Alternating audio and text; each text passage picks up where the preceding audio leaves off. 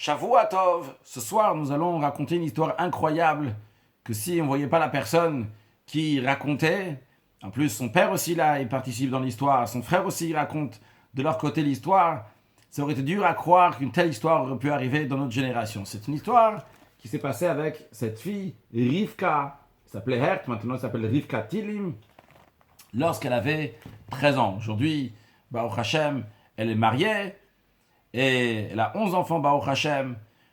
Mais à l'époque où cette histoire se passe, elle avait une bronchite.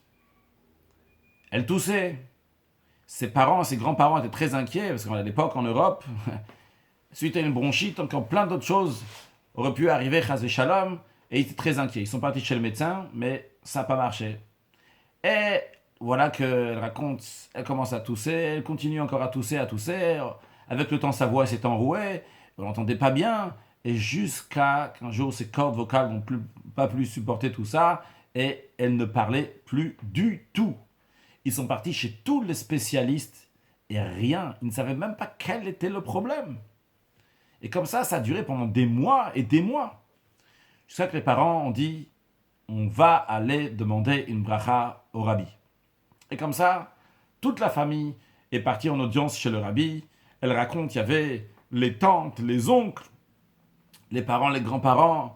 Tout le monde était là-bas. Il n'y avait pas de place dans la chambre du rabbi. C'était rempli. Et voilà qu'après que le rabbi donne des bénédictions à tout le monde, le rabbi dit qu'il aimerait rester uniquement dans la pièce avec Rivka. Rivka, donc elle raconte, elle dit, je suis très peur au début, rester seul avec le rabbi. Ça fait peur. Mais le rabbi m'a parlé de manière égale, comme si on était les mêmes. J'ai senti comme si je parlais à mon grand-père. Très agréable, tout allait bien.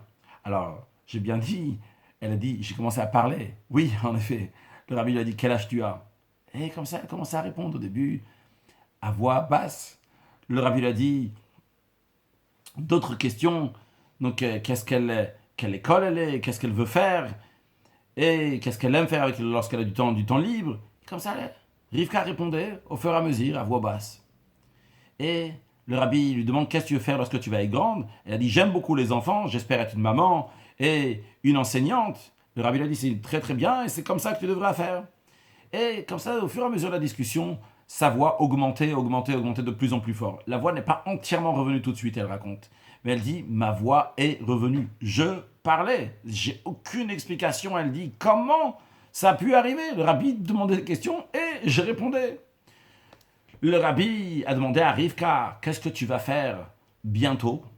Elle dit, j'aimerais bientôt devenir une monitrice chez les Bnot, à Bnot Yaakov.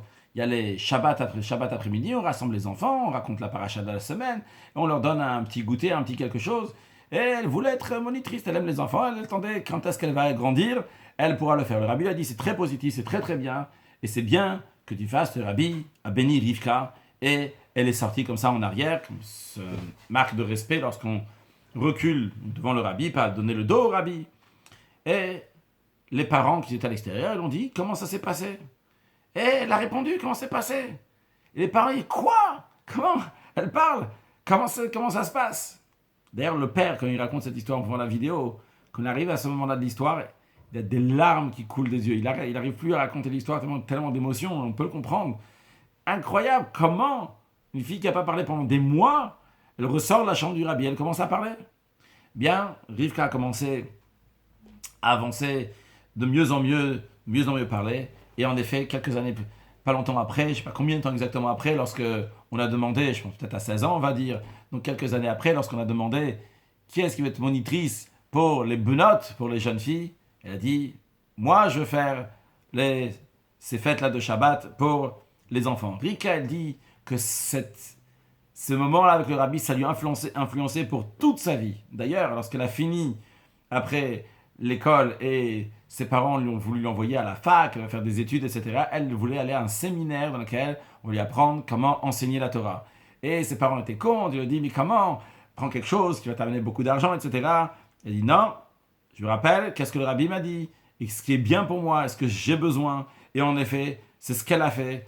Et elle raconte, elle dit, pour moi, le plus grand miracle, c'est pas juste que le rabbi m'a fait parler, mais c'est que le rabbi il m'a dit qu'est-ce que j'avais besoin de faire dans ma vie, d'enseigner aux enfants ce qui me fait le plus plaisir, et comme ça j'ai réussi ma vie. Une histoire incroyable, elle est peut-être aussi liée avec la paracha, lorsque Dieu, il dit dans la paracha de Shemot, à Moshe Rabbeinu, il dit Misam Pela Adam, qui fait qu'un homme va pouvoir parler, etc.